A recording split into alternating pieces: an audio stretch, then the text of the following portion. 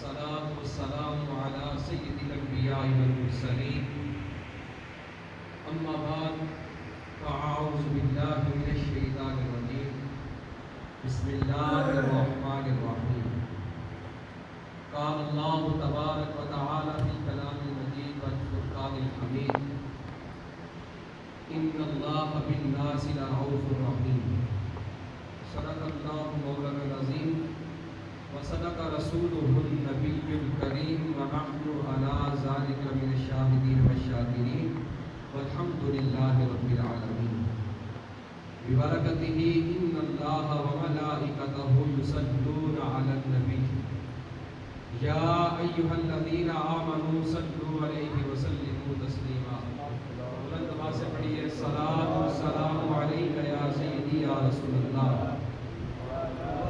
وعلى آلك وأصحابك يا سيدي يا حبيب الله الصلاة والسلام عليك يا سيدي يا رسول الله وعلى آلك وأصحابك يا سيدي يا نور الله مولاي صل وسلم دائما أبدا على حبيبك خير الخلق كلهم منزه عن شريك بمحاسنه وجوهر الحسن فيه غير منقسم يا ربي بالمصطفى بلغ مقاصدنا واغفر لنا ما مضى يا واسع الكرم اللہ جل جلالہ وأمن والہ وأعظم ذکرہ وأتم برہانہ وأجل شانہ کی حمد و ثنا اور سرور کائنات مغفر موجودات زینت بزم کائنات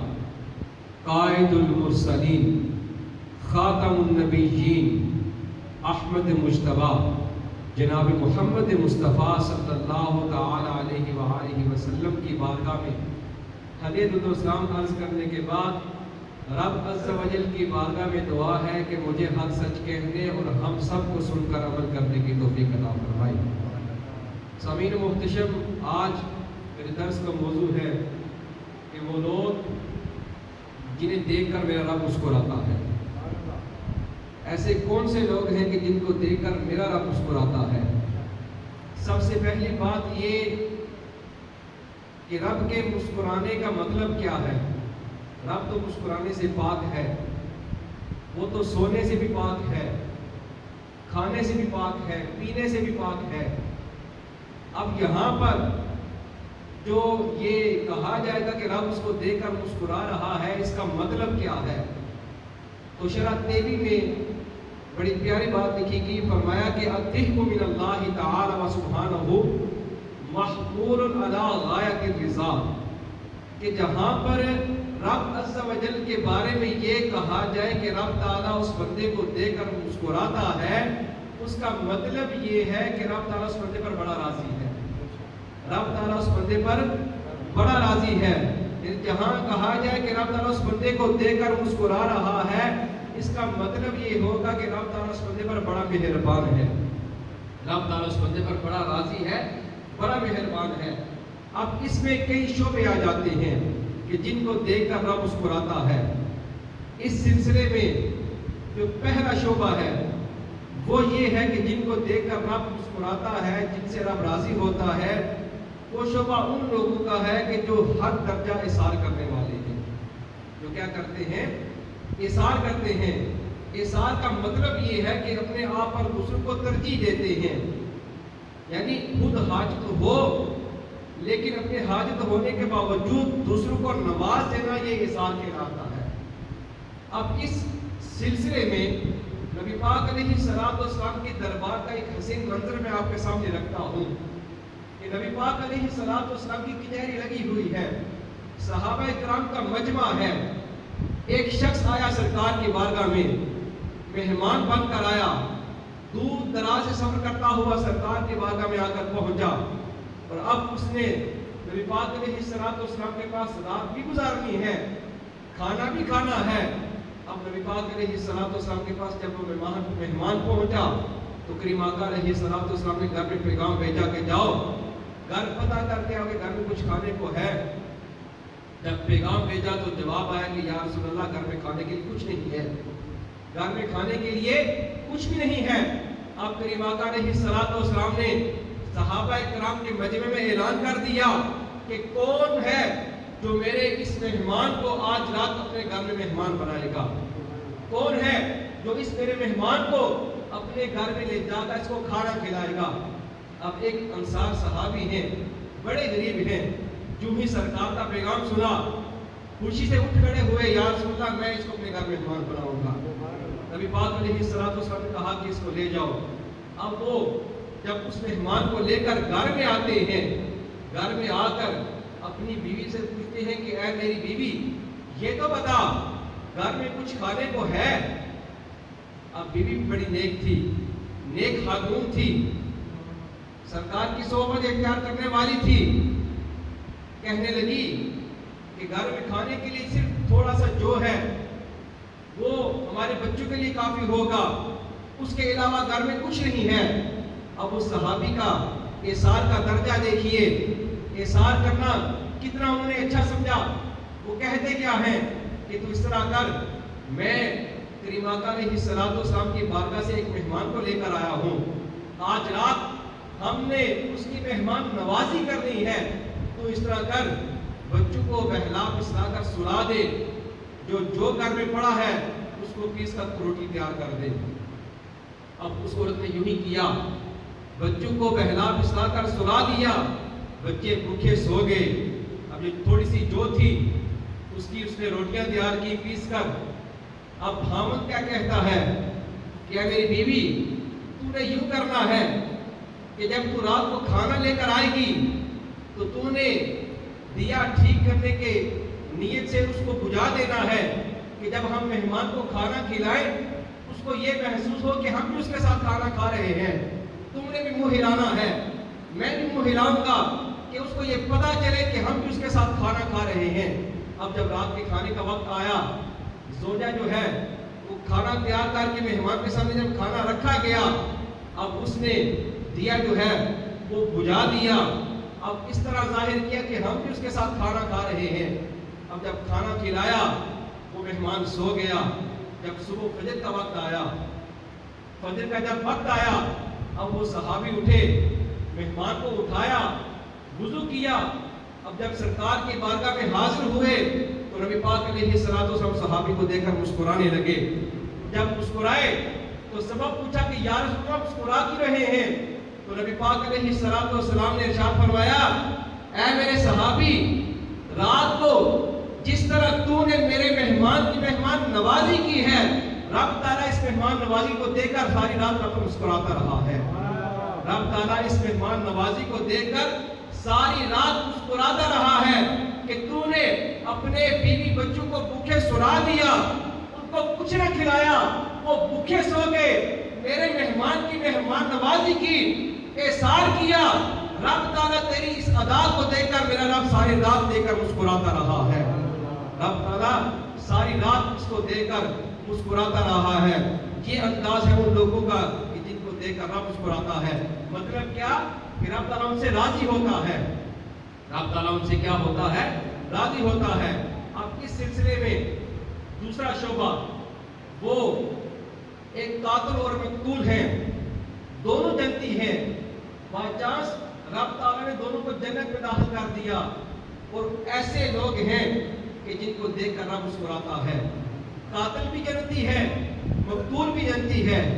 ایک دن نبی پاک علیہ السلام نے صحابہ کرام کے مجمع میں ارشاد فرمایا کہ میرے صحابہ، رب عز و جل دو بندوں کو دیکھ کر بڑا ہی مسکراتا ہے، بڑا ہی خوش ہوتا ہے، ان سے بڑا ہی راضی ہوتا ہے۔ ایک قاتل ہے، دوسرا مقتول ہے، اور بائی چانس دونوں جو ہے وہ جنت میں داخل ہوں گے۔ اب صحابہ کرام نے عرض کی کہ یا رسول اللہ، یہ کیسے ہو سکتا ہے؟ مقتول جس کو ظلماً قتل کیا گیا وہ بھی جنت میں جائے گا، اور قاتل جو قتل کرنے والا ہے، جس کے بارے میں رب قرآن پاک میں ارشاد فرما رہا ہے کہ جس بندے نے قتل کیا وہ ہرگز جنت میں داخل نہیں ہوگا، وہ جہنم میں جائے گا، وہ بھی جنت میں جائے گا۔ یا رسول اللہ، یہ کیسے ہو سکتا ہے؟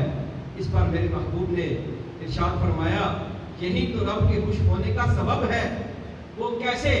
فرمایا کہ ان میں سے ایک مسلمان ہے، ان میں سے ایک مسلمان ہے، وہ رب کی بارگاہ میں جا کر جہاد کرتا ہے، جہاد کرتے کرتے وہ شہید ہو گیا، رب تعالیٰ نے شہادت کا درجہ عطا فرمایا۔ اور شہید کی شان کیا؟ فرمایا کہ شہید کی شان یہ ہے کہ اس کے خون کا قطرہ زمین پر بعد میں گرتا ہے، اس کو رب کا دیدار پہلے ہو جاتا ہے۔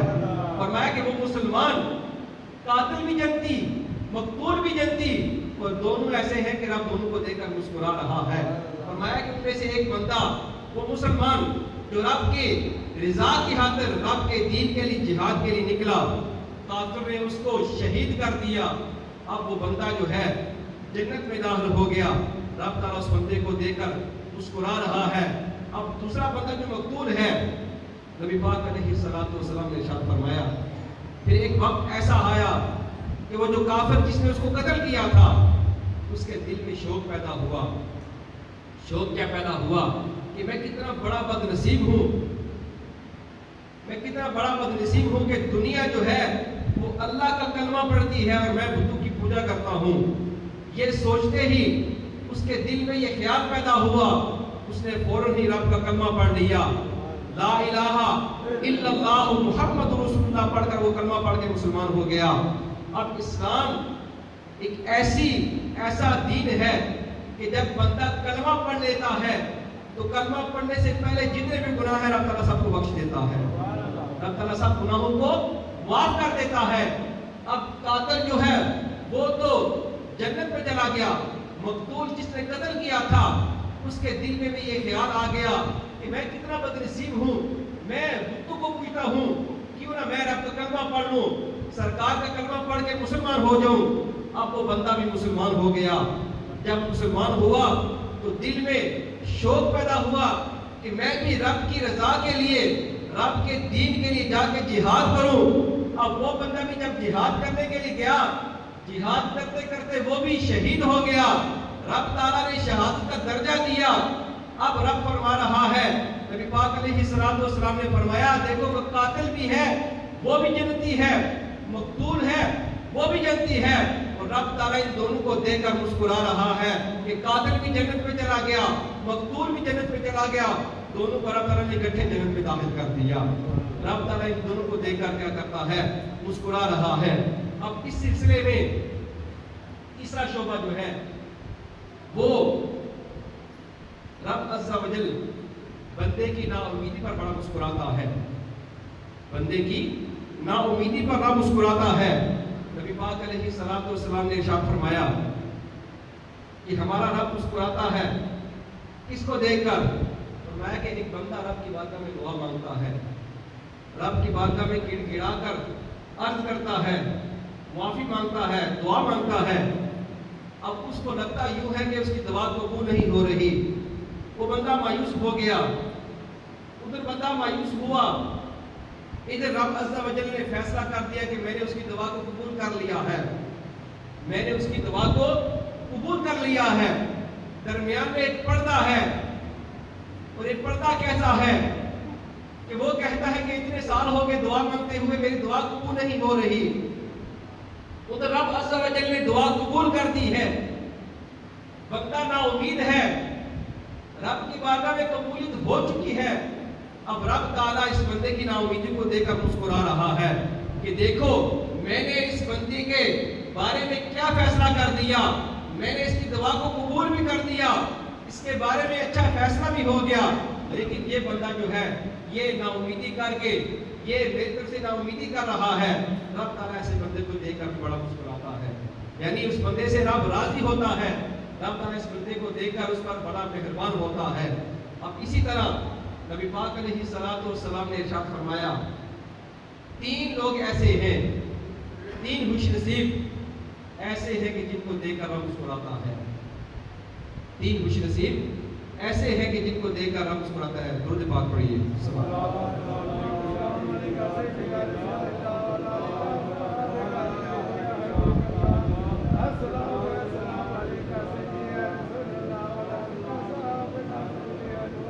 نبی پاک علیہ अलैहिस्सलाम ने इरशाद फरमाया कि 3 खुश नसीब लोग ऐसे हैं कि जिनको देखकर रब मुस्कुराता है। अब नबी पाक अलैहिस्सलाम अपनी तरफ से ऐलान कर रहे हैं, जो बंदा ये चाहे कि रब उसको देखकर मुस्कुराए वो इन 3 बंदों में दाखिल हो जाए। उनमें से पहला नबी पाक अलैहिस्सलाम ने इरशाद फरमाया, गौर से सुनिएगा, नबी पाक अलैहिस्सलाम ने फरमाया कि जब रात को सारी दुनिया सो जाए, वो बंदा जो रात को उठकर वुज़ू करे, वुज़ू करके मुसल्ले पर खड़ा हो जाए, रब की बारगाह में जब खड़ा होकर वो नमाज शुरू करता है, नवाफिल शुरू करता है, तहज्जुद की नीयत बांधता है, रब फरमाता है कि मेरा रब उसको देखकर मुस्कुरा रहा है। करीम आका अलैहिस्सलाम ने फरमाया कि ये वो बंदा है कि सारी दुनिया सो गई है, सारी दुनिया सोई हुई है, ये अकेला उठकर वुज़ू करके मुसल्ले पर खड़ा हो गया है रब की इबादत के लिए। तो करीम आका अलैहिस्सलाम फरमाते हैं कि ऐसे बंदे को मेरा रब देखकर मुस्कुराता है। मेरा रब ऐसे बंदे को देखकर क्या करता है? मुस्कुराता है। फिर दूसरा, नबी पाक अलैहिस्सलाम ने इरशाद फरमाया, जब लोग नमाज के लिए खड़े होते हैं, नमाज के लिए खड़े होते हैं और सफ़े बनाते हैं, घर से बंदा निकला, वुज़ू करके नमाज पढ़ने के लिए आया और मस्जिद में जब पहुंचा, अब जुमे की नमाज के लिए जब आते हैं, इमाम साहब ऐलान करते हैं कि सफ़े दुरुस्त कर लें, सफ़े दुरुस्त कर लें। नबी पाक अलैहिस्सलाम ने इरशाद फरमाया कि जब नमाज के लिए सफ़े दुरुस्त की जाती हैं, लोग रब की बारगाह में खड़े होने के लिए सफ़े बनाते हैं, रब ताला उन बंदों को देखकर बड़ा ही मुस्कुराता है। रब ताला उन बंदों को देखकर बड़ा ही मुस्कुराता है कि ये मेरे बंदे हैं जो मेरी रज़ा की खातिर, मुझे राज़ी करने के लिए, मेरी रज़ा पाने के लिए, मेरी खुशनुदी हासिल करने के लिए मेरी बारगाह में आके खड़े हो रहे हैं। सरकार फरमाते हैं कि इनको देखकर बड़ा ही मुस्कुराता है। फिर तीसरी बात, नबी पाक अलैहिस्सलाम ने इरशाद फरमाया कि जब दुश्मनों से जिहाद के लिए मुजाहिदीन जो है वो सब बनाकर खड़े होते हैं, राह खुदा में जिहाद करने के लिए, रब के दीन की सर बुलंदी के लिए जब मुजाहिदीन सफ़े बनाते हैं जिहाद के लिए, तो नबी पाक अलैहिस्सलाम ने फरमाया, जब मुजाहिदीन जिहाद के लिए सफ़े बनाते हैं तो मेरा रब उनको देखकर भी बड़ा मुस्कुराता है, मेरा रब उनसे भी बड़ा राज़ी होता है, रब उन पर भी बड़ा मेहरबान होता है। और इसमें जो आखिरी बात नबी पाक अलैहिस्सलाम ने इरशाद फरमाया, इन सब चीज़ों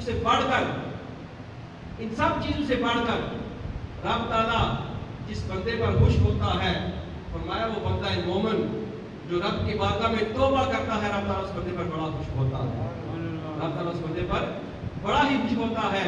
अब इसको नबी पाक अलैहिस्सलाम ने एक मिसाल देकर वाज़े किया। नबी पाक अलैहिस्सलाम ने इरशाद फरमाया कि एक बंदा सफर पर निकला,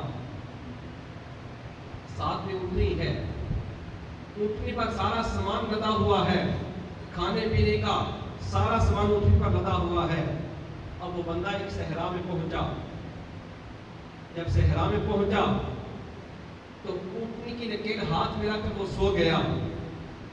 जब वो बंदा सोया ना, तो सोते में उसके हाथ से ऊँटनी की नकेल निकल गई, ऊँटनी भाग गई। जब वो बंदा बेदार हुआ, अब उसको भूख की शिद्दत भी है, प्यास की शिद्दत भी है, क्योंकि सामान तो सारा ऊँटनी पर है, ऊँटनी गुम हो गई।